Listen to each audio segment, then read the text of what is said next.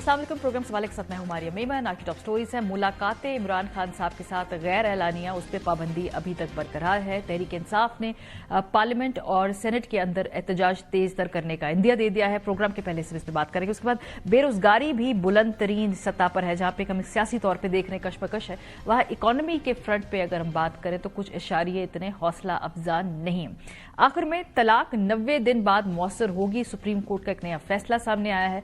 ये आपको एक्सप्लेन करेंगे कि फैसला कहता क्या है। आगाज करते हैं सबसे पहले जो आज की अहम खबर है। 25 नवंबर को डीजीआईएसपी कुछ सीनियर सहाफियों से मुलाकात की। जाहिर सी बात है बहुत सारे जो मुख्तलिफ सवाल थे उसमें अफगानिस्तान की थीम बहुत ज्यादा प्रोमिनेंट रही। अफगान पॉलिसी पाकिस्तान की, इस हवाले से उनका कहना था कि ब्लड और बिजनेस साथ साथ नहीं चल सकते। पाकिस्तान की पोजीशन वाज एब्सोल्युटली क्लियर। हमें आपने ये जो टेररिज्म है इसको आप पैट्रनाइज करना बंद करें। इट इज नॉट एक्सेप्टेबल कि आप वहां पे मराकज हैं, वहां पे लीडरशिप मौजूद है, वहां पे उनकी फंडिंग हो रही है, वहां पे उनको असला मिल रहा है और वहां से उनकी सपोर्ट मिल रही है। उनके सामने तमाम तरह के सबूत रखे और वो जो सबूत हैं उनको वो डिनाई नहीं कर सकते। एंड दी रिक्वायरमेंट वाज इसके ऊपर एक इंक करें, एक एग्रीमेंट। ये वेरीफाइबल मैकेनिज्म होना चाहिए। ये वेरीफाइबल मैकेनिज्म थर्ड पार्टी ने रखना, थर्ड पार्टी रख दी। तो blood and business can not go together. ये बयानी का हिस्सा है। In our view there is only one sort of terrorist which is good, which is a dead terrorist. National action plan Pakistan के पास एक मैनुअल मौजूद है और बार बार उसकी जानिब बात की जाती है लेकिन एप्लीकेशन नहीं होती। पाकिस्तान के पास अगर नेशनल एक्शन प्लान है उसमें जो विफाक और सूबों की कोऑर्डिनेशन के नतीजे में ठोस इकदाम लेने हैं, उसका जिक्र भी हुआ। दहशतगर्दी है, हमारे तमाम हुकूमतों का, तमाम सियासी पार्टियों का ये इत्तेफाक है। इसका इलाज होना है कॉम्प्रिहेंसिव नेशनल एक्शन प्लान में। जो आपकी इंतजामिया है, एंगेजमेंट जो कर रही है, फौज भी कर रही है, एफसी भी करती है, 140 एंगेजमेंट्स पर डे। कहीं कोई स्कूल का विजिट हो रहा है, कहीं पे कोई जिरगा हो रहा है। दहशतगर्दी का इलाज असल में इन चीजों के अंदर जो कि प्रोविंशियल गवर्नमेंट ने करना है, डिस्ट्रिक्ट गवर्नमेंट ने करना है। वहां पे भी दहशतगर्दी है, उसका तो नाम ही हम फितना हिंदुस्तान कहते हैं। लेकिन वहां की जो हुकूमत है वो उसके खिलाफ लड़ रही है। तो इसलिए तकाबल दिखाना चाह रहा हूँ कि हमें ये फील होता है कि this all is missing in Khyber Pakhtunkhwa. सूरत हाल ये है कि इस वक्त विफाक और सूबे उसके दरमियान सियासी जो पोलराइजेशन है वो अपने इंतहा को पहुंची हुई है। सीएम केपी सुहेल आफरीदी इमरान खान साहब से मुलाकात करने जाना चाहते हैं लेकिन विफाकी हुकूमत उनको मिलने नहीं देती है। फिलहाल सूरत हाल ये है कि अगले मंगल को अरकान पार्लियामेंट के साथ दोबारा कोर्ट जाया जाएगा, अडियाला जेल जाया जाएगा और कोशिश की जाएगी कि इमरान खान साहब से सीएम केपी की मुलाकात हो। ये सुहेल आफरीदी साहब ने कहा। मंगल के दिन जो है हमने तमाम पार्लियामेंटेरियन को बुलाया हुआ है। इंशाअल्लाह ताला हाई कोर्ट के सामने भी आएंगे, पुरअमन एहतजाज करेंगे और उसके बाद जो है अडियाला जेल भी जाएंगे और इमरान खान साहब की बहनों के साथ वहां खड़े होंगे। ये हमारी मुलाकात करवाएं, जो हमारा आईनी और कानूनी हक है वो हमें दें। हम एहतजाज की तरफ जाएंगे ही नहीं। जब इंसाफ नहीं होगा, आईन और कानून की बालादस्ती नहीं होगी तो फिर हम जाएंगे कहाँ। मुलाकात तो होनी चाहिए है लेकिन हुकूमत के मुताबिक उनकी शर्तों पे होनी चाहिए। मसलन बाहर आके मीडिया से गुफ्तगू ना की जाए, अंदर सियासी बात ना की जाए, तो फिर वो अलाउ करने के बारे में सोच सकते हैं। राना सनाउल्लाह साहब कहते हैं मुलाकात की इजाज़त होनी चाहिए, मुलाकात होनी चाहिए, लेकिन उस 1 घंटे की मुलाकात के बाद 1.5 घंटे की प्रेस कॉन्फ्रेंस ये नहीं हो सकती। कोई कानून इसकी इजाज़त नहीं देता। इसी तरह से उन मुलाकातों में जो है वो पॉलिटिक्स जो है वो डिस्कस नहीं हो सकती। असद कैसर साहब कल समर अब्बास साहब के शो पे थे और एक उन्होंने अजीब सी बात की। उन्होंने कहा जी कुछ लोग होते हमारे साथ हैं, काम दूसरों के लिए करते हैं। ये अपनी पार्टी के अंदर ही किस किस्म के लोगों की तरफ वो इशारा कर रहे हैं, जरा मुलाहिजा करें। कुछ हमारे अंदर भी ऐसे लोग शामिल हो गए हैं कि नाम हमारा लेते हैं, काम दूसरा करते हैं। तो एक चीज ऐसी है कि हमें पार्टी के जो हम करते हैं, किसकी बात कर रहे हैं? जो आपके सोशल मीडिया ऑपरेट कर रहे हैं उन लोगों की बात कर रहे हैं या किसकी नहीं, बात कर रहे मैं किसी की बात नहीं कर रहा। मैं कहता हूँ कि मुख्तलिफ लोगों के मुख्तलिफ इंटरेस्ट है ना। बैरिस्टर गौहर जो कि एक धीमे मिजाज के आदमी हैं, कल उन्होंने कहा कि उनको लगता है कि अब हालात इस तरफ बढ़ रहे हैं कि शायद पार्लियामेंट से निकलने की बात हो, असेंबली से निकलने की बात हो और ये जो मौजूदा निजाम जैसे तैसे जिस शक्ल में भी है शायद इसको चलने ना दिया जाए। सुनिए जरा। हम कहते रहे, रिक्वेस्ट करते रहे कि सिस्टम को चलना है तो चलने दो, हमें रिकॉग्नाइज करो, हमें स्पेस दे दो। आपने एक सीट लगी। मुझे लगता है ये लोग जो आपके साथ बढ़े हैं, आपको हमारे लीडर का पता है, मुझे यूं लग रहा है कि हमारा सबका आपके साथ इस ईवान में बैठने के दिन तोड़े ही रह गए। मुझे यूं लग रहा है। बहरहाल उसके बाद स्पीकर कौमी असम्बली के साथ तहरीक इंसाफ के डेलीगेशन की मुलाकात भी हुई और हमने देखा कि वहां पर अयाज सादिक साहब ने कहा कि वो डायलॉग करना चाहते हैं, इस पूरे मामले का रास्ता निकालना चाहते हैं और वो चाहते हैं कि असम्बली का हिस्सा तहरीक इंसाफ रहे। माजी के अंदर तहरीक इंसाफ जब असम्बली से निकली तो वो एक गलत सियासी फैसला था। ये मैं स्पीकर साहब के हवाले से जो कोट कर रही हूँ उनको, जो वो बात कर रहे हैं। सो ये मुलाकात भी हुई है, ये तमाम मामला आगे बढ़े भी हैं। क्या बिल्कुल यह निज़ाम जो है एक बंद गली की तरफ चला गया है? प्रोग्राम के पहले से इस पर बात करेंगे। राना एहसान अफजल साहब कोऑर्डिनेटर हैं वज़ीर आज़म के, हमारे साथ मौजूद हैं। शफी जान साहब मुअव्विन ख़ुसूसी वज़ीर आला के पी बराए इत्तलात, बहुत शुक्रिया आप दोनों का।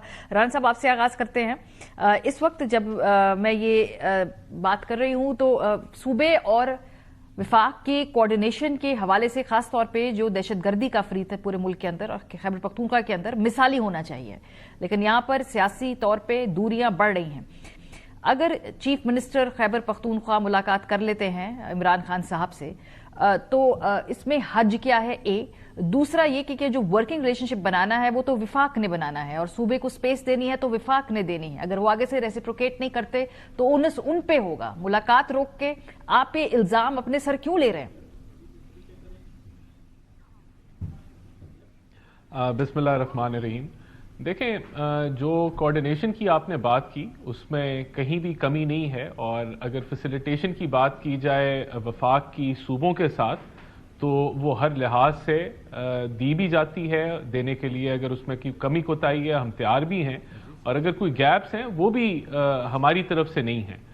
चाहे आप लॉ एंड ऑर्डर के हवाले से बात करें, इंटेलिजेंस शेयरिंग के हवाले से बात करें, बॉर्डर के ऊपर फैसिलिटेशन के हवाले से बात करें, तो ये यहाँ कोई सियासत वफाक की तरफ से कतई तौर पे नहीं की जाती। जहां तक देखें आपने बात की कि इसमें क्या मसला है कि सियासी गाइडेंस जो है वो जो नए मुंतखब चीफ मिनिस्टर जो हैं वो सियासी गाइडेंस जो हैं वो खान साहब से लेना चाहते हैं कि उन्होंने सूबा कैसा चलाना है। तो आइन और कानून में इसकी कहीं कोई लिखा नहीं हुआ कि एक सजा याफ्ता आदमी से सियासी गाइडेंस ली जा सकती है, और जो प्रिजन रूल्स हैं वो भी इस चीज की इजाजत नहीं देते कि एक कैदी जो है वो सियासी तौर पे जो है वो चीजों को चलाए जेल से बैठ के, या गाइडेंस दे कि सूबे की हुकूमत कैसे चलती है, उसको क्या करना चाहिए है। और देखें बात ये है कि अब तो ओवरऑल जो सवाल पूछना चाहिए वो ये है कि 2010 से 18वीं तरमीम जो है वो लागू हो चुकी है और एनएफसी अवार्ड लागू है, और सूबों को उनका हिस्सा मिल रहा है 2010 से। ठीक है। अब सवाल ये पूछे कि लॉ एंड ऑर्डर के हवाले से तो कितने शहरों के अंदर सेफ सिटी प्रोजेक्ट्स लॉन्च किए गए हैं, कितनी आपने इन्वेस्टमेंट सीसीडी के अंदर की है, कितनी आपने इन्वेस्टमेंट पुलिस के अंदर की है, अरबों रुपए के बजट आपको मिले हैं। 12 साल से आपकी हुकूमत है, क्या केपीके के मसाइल जो हैं हल हो गए बच्चों की तालीम के लिहाज से, एजुकेशन के लिहाज से? ये मैं सवाल, जो है ये सारे सवाल उस सवाल के ऊपर है कि हमारी मुलाकात होगी। ये मैंने सवाल करना है शफी जान साहब से कि भाई गवर्नेंस किस वक्त कर रही है, सारा वक्त इस्लामाबाद आए बैठना है, लेकिन मैं आपसे सवाल मुझे ये पूछना है, ये जो आपने बात की सजा याफ्ता शख्स है उससे कोई कहीं नहीं लिखा कि उससे मुलाकात होनी चाहिए, उससे गाइडेंस लेनी चाहिए। पाकिस्तान की रीसेंट सियासत को ना आप भूले हैं ना हम भूले हैं। पूरी की पूरी सिंध कैबिनेट दुबई जाया करती थी, वहां पर जाके सियासी रहनुमाई हासिल करने के लिए। पूरी की पूरी कैबिनेट लंदन जाया करती थी। मियां नवाज शरीफ साहब जब वहां पर मौजूद थे, माइंड यू उस वक्त उनकी सजाएं खत्म नहीं हुई थी, उनसे सियासी रहनुमाई हासिल करने के लिए, इलेक्शन कैंपेन से बातचीत करने के लिए पहले। तो ये मत मुझे बताए कि भाई ये एक सजा याफ्ता शख्स के साथ सियासी बात क्या करनी है। इस मुल्क के अंदर जिस तरह के मारूजी हालात है ऐसा होता रहा है, ये कोई एक्सेप्शन नहीं है इस वक्त खान साहब से उनकी क़यादत बात करना चाहे। नहीं, ये देखिए कोई कंपैरिजन बनता नहीं है ना। क्या दुबई जाने पे कोई किसी को रोक सकता है? क्या लंदन जाने पे कोई किसी को रोक सकता है? तो बात तो ये है ना कि वो तो अभी अडयाला जेल की हदूद के अंदर है, और वहां से अगर वो पॉलिटिकल इंस्ट्रक्शंस देना चाहते हैं और वो एजिटेशन करना चाहते हैं या वो बताएंगे कि सूबा कैसे चलेगा, तो ये तो फिर it is in the domain of the government या जो सुपरिटेंडेंट है उसकी डोमेन में है ना। तो यहाँ आप बिल्कुल इसको जो है नवाज शरीफ साहब से मुलाकात का के कंपैरिजन क्यों नहीं बनता सर?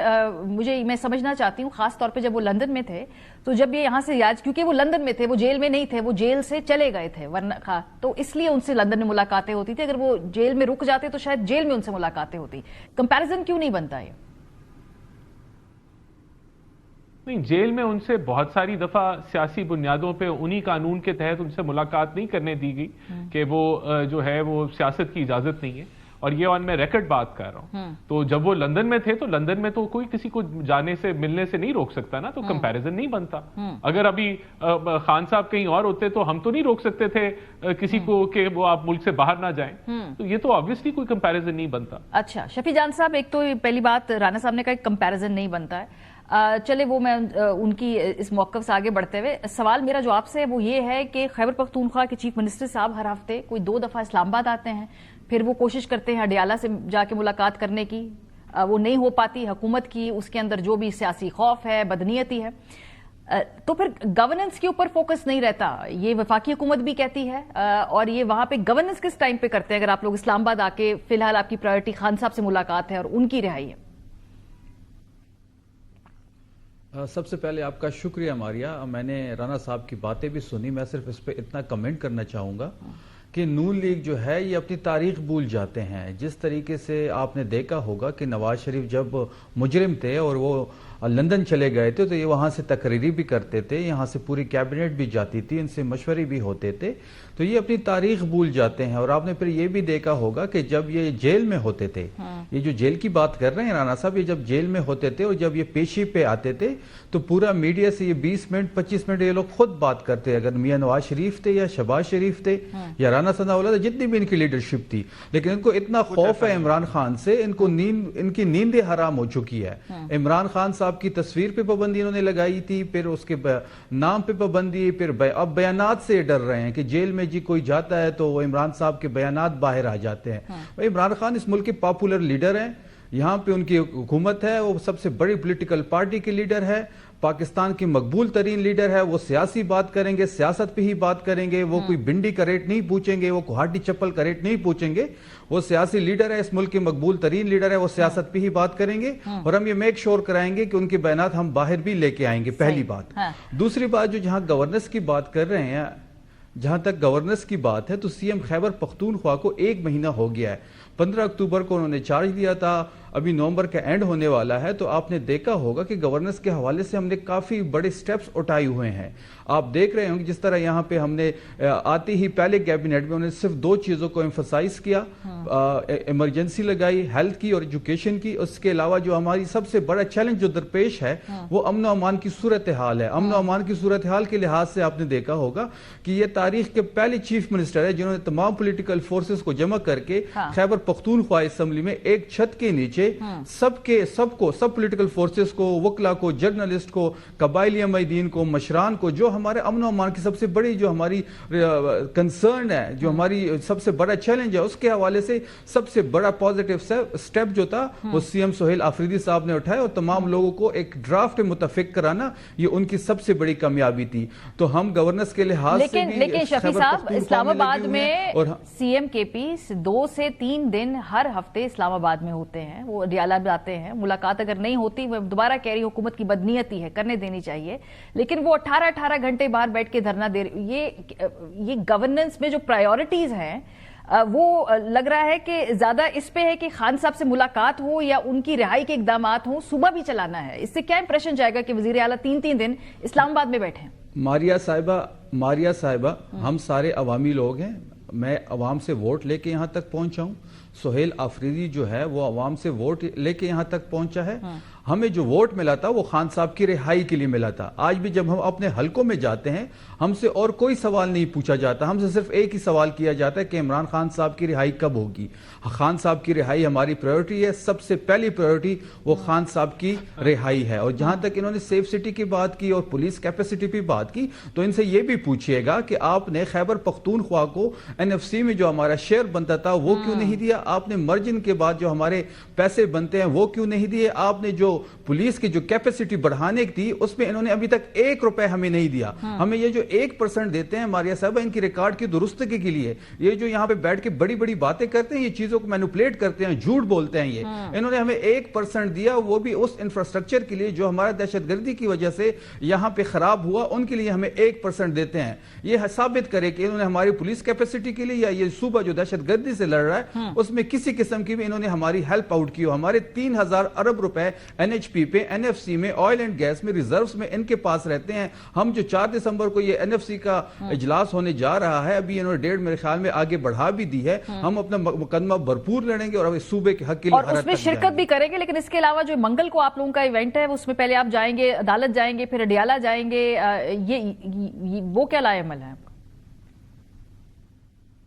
ماریہ صاحبہ بالکل, ہم منگل کو تمام پارلیمنٹیرینز, MNAs, MPs, سینیٹرز, پہلے ہم ہائی کورٹ جائیں گے, کیونکہ ہائی کورٹ جانا ہم عدالت سے ایک ریکویسٹ کریں گے, اپنی عدالت کے سامنے کھڑے ہو کے ہم یہ ریکویسٹ کریں گے ان پاکستان کی عدالتوں سے جہاں سے ہمیں انصاف کی کوئی امید نہیں ہے, لیکن ہم یہ کہیں گے کہ آپ عمران خان صاحب کے کیسز کیوں نہیں لگا رہے ہیں, کیوں ہمارے کیسز کو نہیں سنا جا رہا. 27 نومبر کو تاریخ تھی, اس کو سنے بغیر انہوں نے 20 دسمبر کر دی.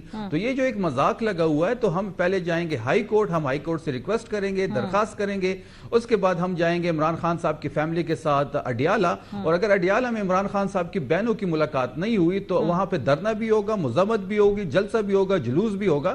تو یہ ہزاروں کی تعداد میں اس بار منگل کو ہم جائیں گے اڈیالہ, اور یہ ہم پہلے سے کلیریفائی کر رہے ہیں, اور CM خیبر پختونخوا نے اس پہ بڑی کلیئر ڈائریکشن دی ہوئی ہے کہ ہم منگل کو ہم ہر صورت اڈیالہ جائیں گے, ان کی فیملی سے ملنے کا دن ہے. دیکھیں 302 کا جو ملزم ہوتا ہے وہ بھی اپنی فیملی سے ملاقات کرتا ہے, بیفور 5 سے اس کی ملاقات کرائی جاتی ہے. تو عمران خان صاحب سے فیملی 4 نومبر سے ڈسکنیکٹڈ ہے, ان کی صحت کے بارے میں ہمیں سیریس کنسرن ہے.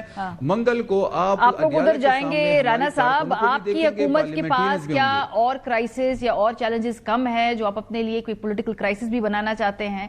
ایک ملاقات آپ کے لیے سارا درد سر ختم کر سکتی ہے. اندر سے سیاسی سٹیٹمنٹ آئے گی, سیاسی سٹیٹمنٹس تو پہلے بھی آتی رہی ہیں, ایسی کیا خوفناک سیاسی سٹیٹمنٹس آپ ایکسپیکٹ کر رہے ہیں اندر سے کہ جس سے کوئی مشکل میں آپ آ جائیں؟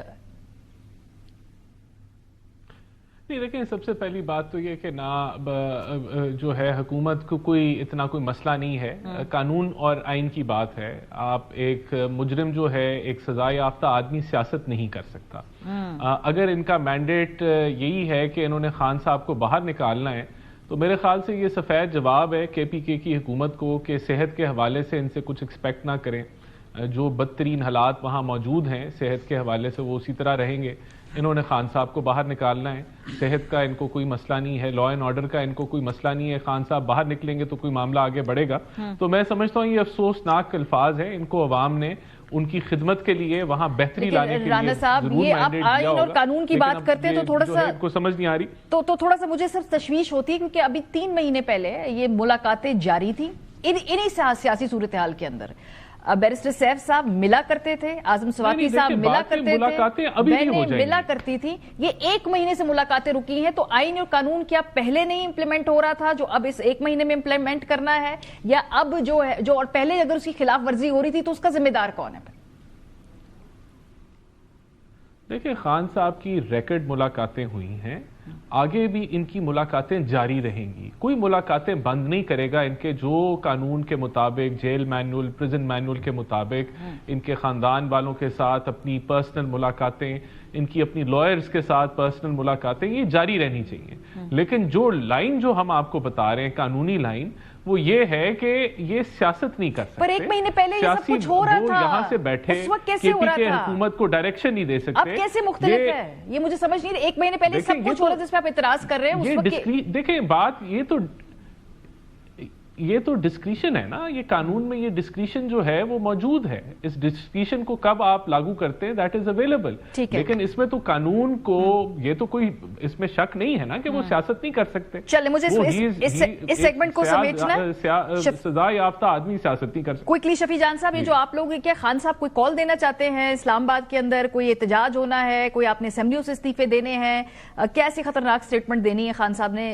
اور اگر آپ, میں دیکھ رہی تھی کہ خٹک صاحب نے کہا کہ بھی ہمارے پاس پلان ہے اگر ان کیس ہماری ملاقات نہ ہونے دی جائے, تو وہ کیا خطرناک پلان ہے آپ کا؟ ماریہ دیکھیں, اتنی بڑی بحث رانا صاحب کے ساتھ نہیں کرنی چاہیے ملاقات کی بات پہ. ان کے اختیار میں نہیں ہے, یہ صرف ڈمیز ہیں, یہ صرف بیانات کے لیے ہیں. ان کے پاس کوئی اختیار نہیں ہے, نہ یہ ملاقات رکوا سکتے ہیں نہ کروا سکتے ہیں. دوسری بات, جہاں تک ہمارے پلان کی بات ہے تو بالکل ہمارے پاس پلان ہے, اور دیکھیں اگر خان صاحب سے ملاقات کے بغیر بھی تو یہ چیزیں ہو سکتی ہیں. اگر خان صاحب کی ملاقات تو ہماری نہیں ہوئی تھی, انہوں نے علی امین صاحب کو تبدیل کر دیا, ہماری ملاقات نہیں ہوئی تھی, انہوں نے مختصر کابینہ کا اعلان کر دیا.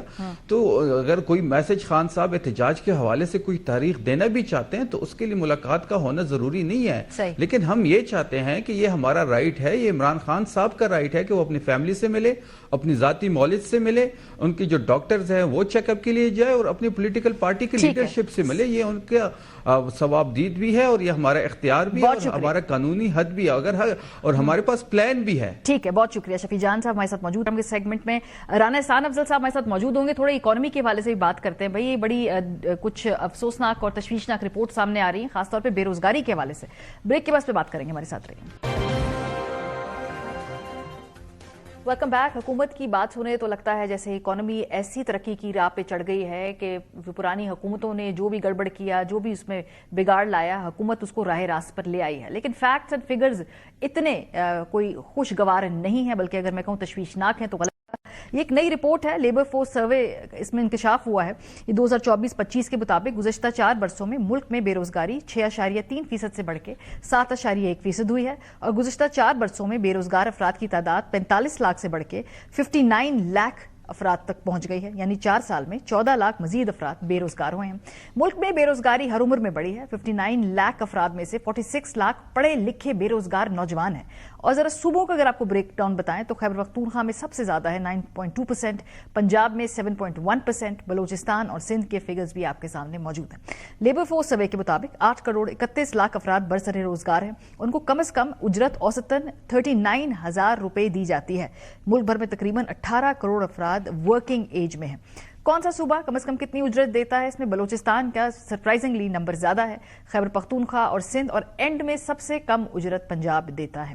ماہرین کے مطابق 7% بے روزگاری کی شرح عام طور پر تشویشناک سمجھی جاتی ہے. یہ عام طور پر ایک سست یا جدوجہد کرتی ہوئی معیشت کی نشاندہی کرتی ہے اور سماجی اور اقتصادی چیلنجز پیش کرتی ہے. پاکستان نے گزشتہ برس IMF کے ساتھ $7 ارب کے 3 سالہ پروگرام پر دستخط کیے تھے, جس میں تقریباً 50 شرائط پر عمل کرنا شامل تھا.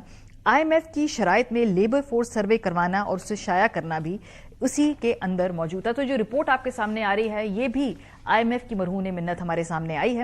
رانا احسان افضل صاحب ہمارے ساتھ موجود ہیں اور ہمیں اس وقت جوائن کر رہے ہیں ساتھ محمد زبیر صاحب, سابق گورنر سندھ, سینئر سیاستدان. یہ بے روزگاری کیوں بڑھ رہی ہے زبیر صاحب؟ یہ اس کی بڑی وجہ کیا ہے؟ کیا پاکستان کے اندر جو کمپنیاں ہیں وہ اپنا سرمایہ اس طرح نہیں لگا رہی ہیں, اس لیے جاب اپرچونٹیز کریٹ نہیں ہو رہی ہیں؟ کیونکہ حکومت کے اگر مانے ہنسے تو وہ تو بہت مختلف کہانی میں بتا رہے ہیں. یہ لیبر سروے فورس یہ کیوں کہہ رہی ہے؟ دیکھیں بڑے سمپل سے اسٹیٹسٹکس ہیں اور کوئی بھی نہیں اس کو ڈینائی کر سکتا.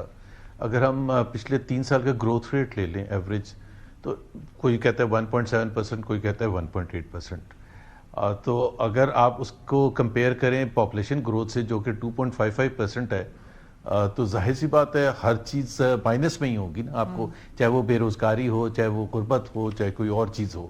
دوسری بات یہ کہ investment is the starting point. اگر انویسٹمنٹ نہیں ہوگی تو کچھ بھی نہیں کریٹ ہوگا. جاب اپرچونٹیز کہاں سے کریٹ ہوئیں گی؟ پاکستان کی جس طرح سے جس تعداد میں پاپولیشن گرو کرتی ہے, اس کے لیے اگر آپ کی گروتھ ریٹ 5% یا 6% ہوگی تو جو ایڈیشنل لوگ لیبر مارکیٹ میں آتے ہیں ان کو پھر جا کے 100% نوکریاں ملیں گی, کیونکہ تقریباً کوئی 20 lakh 25 lakh jobs every year considering Pakistan کی پاپولیشن انکریز کے حساب سے آپ کو کریٹ کرنی ہوتی ہے. اب اگر آپ کا گروتھ ریٹ 1.7-1.8% ہے تو you are not able to create. پھر آپ کا جو انویسٹمنٹ ہے جو کہ 51 ایئرس کی لوسٹ شرح پر ہے, انویسٹمنٹ ٹو GDP, جس سے آپ موازنہ کر سکتے ہیں کہ کیا حالت ہے, 51 ایئرس کی لوسٹ لیول پر ہے, which is 13.8 to 14%.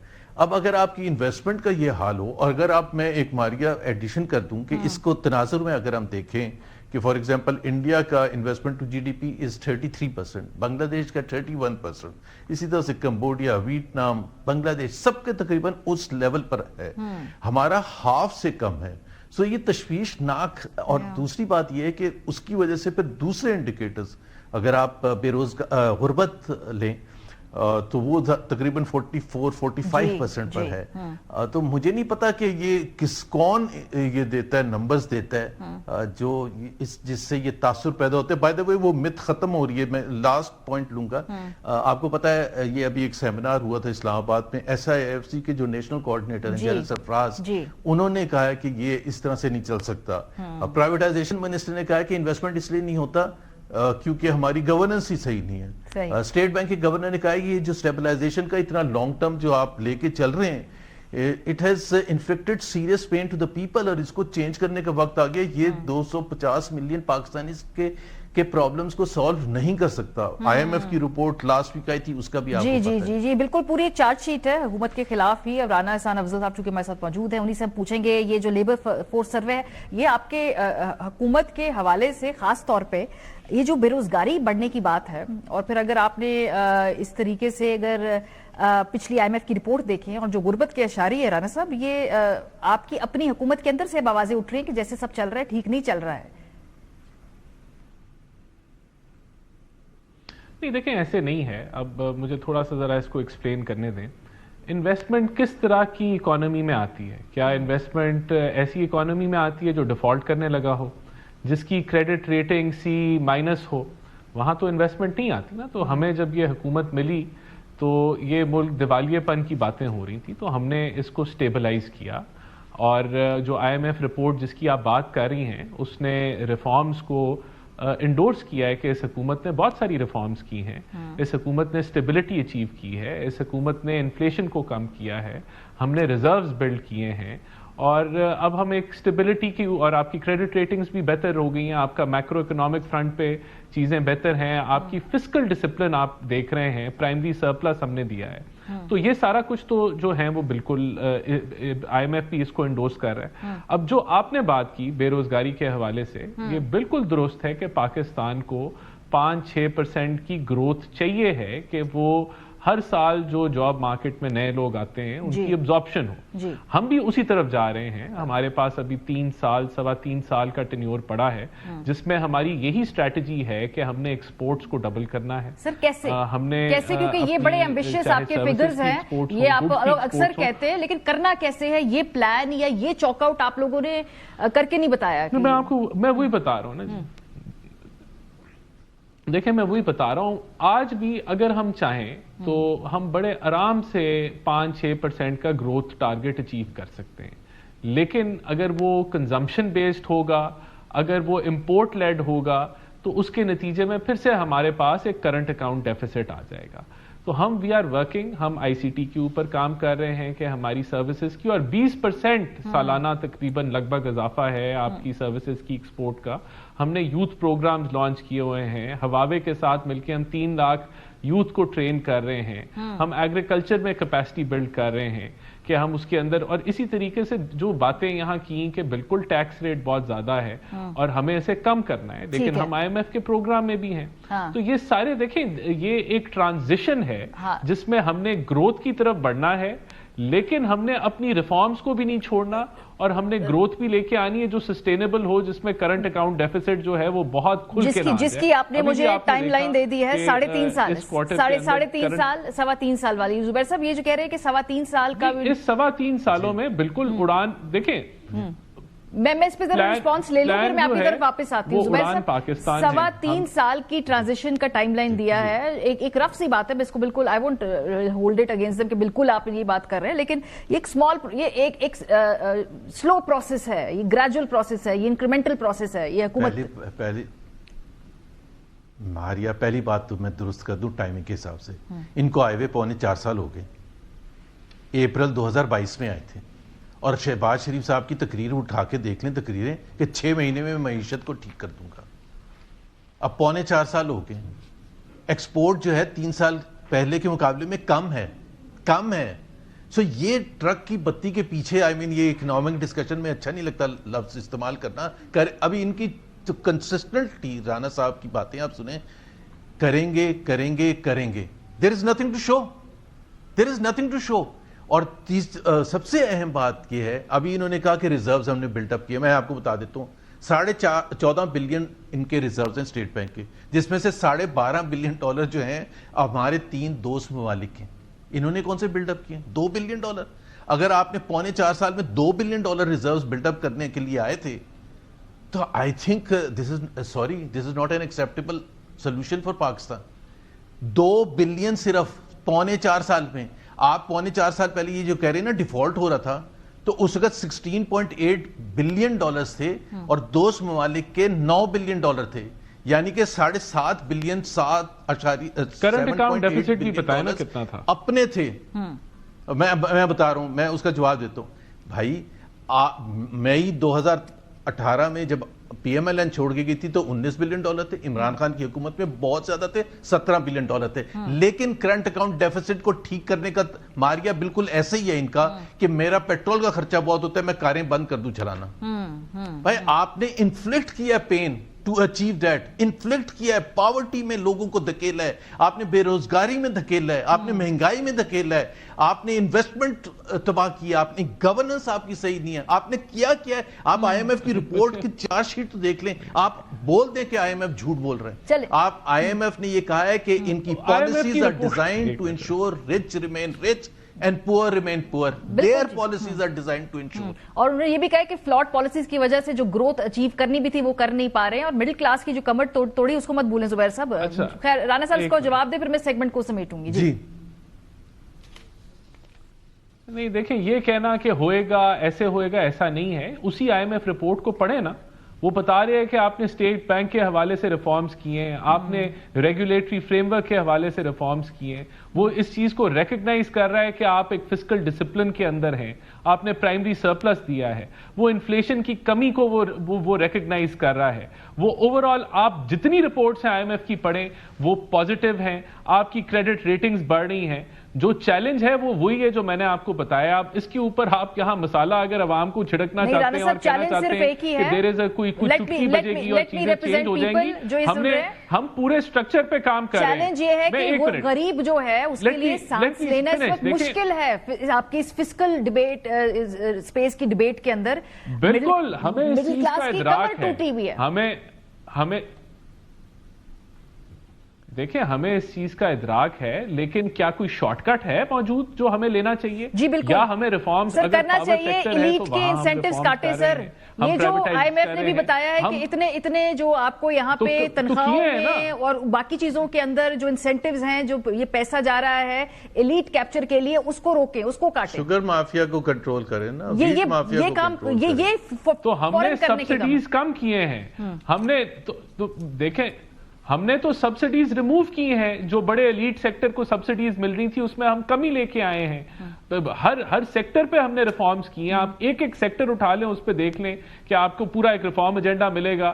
آپ کو چیزیں جو ہیں وہ، اور یہاں اگر آپ کو یہ کوئی گائیڈ کرتا ہے کہ جی کوئی چٹکی بجے گی اور حالات بہتر ہو جائیں گے یا فوراً کچھ ہو جائے گا، سمبلزم اس ملک کے اندر رولنگ ایلیٹ کے لیے آپ تنخواہوں میں کئی گنا اضافہ نہیں کر سکتے ہیں. آپ جو ہیں نئی گاڑیاں لوگوں کو کے لیے نہیں لے کے آ سکتے ہیں. آپ اسپیکر کی تنخواہ اور باقی لوگوں کی تنخواہوں میں کئی گنا اضافہ نہیں کر سکتے. Symbolism matters. دیکھیں یہ سمبولک چیزوں پہ آپ بات کر رہی ہیں، یہ علیحدہ ٹاپک ہے. اس کا معیشت کی اوور آل اگر آپ نے بات کرنی ہے اور ریفارم ایجنڈا کی بات کرنی ہے، that is something else. اگر آپ نے پاپولسٹ باتیں کرنی ہے کہ بالکل جی تنخواہیں بڑھ گئی، اس سے اونڈا ہونے لگا حکومت کا، تو آپ یہ کہہ سکتی ہیں، اور یہ اپیلنگ بھی ہے. It is very appealing, but it is یہ ہم اکانومی کو نہیں ڈسکس کر رہے، پھر then we are talking about something else. Reforms are under way. ہم ہر سیکٹر میں ریفارمز کر رہے ہیں. سرکولر ڈیٹس کنٹرول ہو رہے ہیں، چاہے وہ پاور میں ہو، گیس کے اندر ہو. ہم پرائیویٹائزیشن کر رہے ہیں. پی آئی اے کی second bidding is under process. اور اگر آپ سمجھتے ہیں کہ یہ سارا فورن پہلے 6 مہینے میں ہو جانا تھا، تو وہاں ایسی اکانومی جس کی کریڈٹ ریٹنگ خراب ہو، وہاں یہ چیزیں اتنی جلدی نہیں ہوتی. انہوں نے کہا کہ جو اسٹیبلٹی آ گئی ہے، جی انہوں نے کہا کہ جی یہ جو باتیں ہیں کہ جہاں پہ آپ ایلیٹ کی بات کریں وہ پاپولسٹ اسٹیٹمنٹ ہے. چلے میں آپ کے اس موقف کو آگے رکھتی ہوں. انٹینٹ نظر آ رہی ہے ایلیٹ کے نہیں، دیکھیں انٹینٹ ہی پر آئی ایم ایف نے کہا ہے کہ انٹینٹ اس حکومت کی، اس سسٹم کی یہ ہے کہ اٹ انشورز کہ پور ریمین پور، پروکیورمنٹ رولز کو بینڈ کیا جاتا ہے، ریلیکس کیا جاتا ہے. اس میں لکھا ہوا ہے یہ فیورٹس کو ٹھیکے دیتے ہیں، یہ کرپشن بیچ میں ہوتی ہے. اس میں آپ رپورٹ کو آپ ایک ایک لفظ اٹھا کے پڑھیں اور آپ کہیں کہ یہ پروکیورمنٹ کر دی ہے بھی. It is such a strong indictment. بات سنیں جی، وہ کہہ رہے ہیں کہ ای پروکیورمنٹ کر دی ہے، وہ ریفارمز کے ایجنڈے میں ای پروکیورمنٹ کر دی ہے، اگلے اب نہیں ہوگا. پروکیورمنٹ تو آپ کہیں نا کہ آئی ایم ایف پھر غلط کہہ رہے ہیں. آئی ایم ایف نے یہ کہا ہے کہ اگر آپ کا گورننس سسٹم صحیح ہو تو 6% سے زیادہ گروتھ ریٹ ہوگی. آپ کی گروتھ ریٹ 1.8% ہے ایوریج 3 سال کی. I mean see the gap what IMF is saying and what you are saying. چلے میرے پاس جو تھوڑا اس کا سب سے زیادہ جو پین ہے وہ آپ نے غریبوں کو، ایبسولوٹلی کمپلیٹ اگریمنٹ. مجھے اس سٹیٹمنٹ کو، اس سیگمنٹ کو یہاں پہ سمیٹنا بہت شکریہ. ہمارے احسان افضل صاحب موجود تھے، زبیر صاحب موجود تھے. بریک پہ جائیں گے، جب واپس آئیں گے سپریم کورٹ کا ایک تاریخی فیصلہ آپ کے ساتھ شیئر کرتے ہیں. بریک کے بعد ہمارے ساتھ رہیے.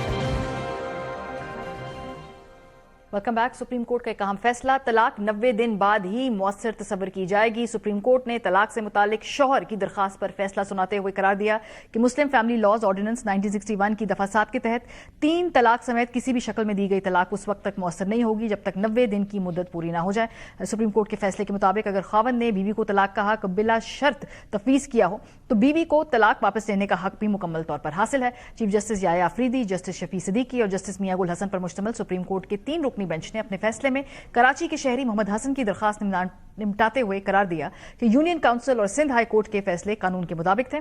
7 اکتوبر 2024 کو سندھ ہائی کورٹ نے یونین کونسل کے دونوں فیصلوں کو درست قرار دیتے ہوئے درخواست مسترد کر دی تھی، جس کے بعد شہری نے سپریم کورٹ سے رجوع کیا تھا. عدالتی فیصلے میں کہا گیا کہ سندھ ہائی کورٹ نے قرار دیا تھا کہ شوہر کی جانب سے طلاق کا حق تفویض کرنے پر بیوی کو طلاق واپس لینے کا حق حاصل تھا. بیوی نے 90 دن کے اندر طلاق کا نوٹس واپس لیا، اس لیے طلاق مؤثر نہیں ہوئے. پروگرام کا وقت ختم ہو گیا. اپنا فیڈ بیک دینا مت بھولیے گا. خیال رکھیے. خدا حافظ.